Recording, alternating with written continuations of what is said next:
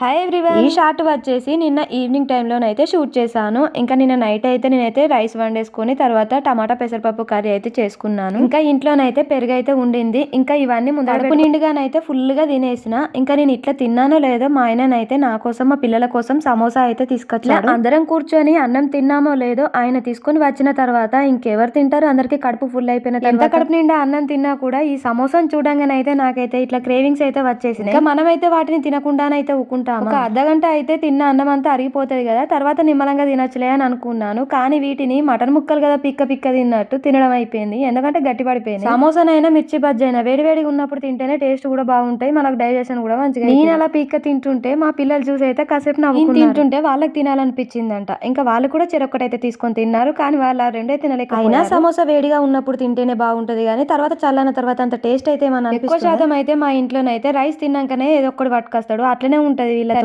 కానీ వీడియో నచ్చితే ఒక చిన్న లైక్ ఇచ్చి వెళ్ళొచ్చు కదా. అలాగే సబ్స్క్రైబ్ చేసుకోవడం మాత్రం మర్చిపోకండి. Bye bye.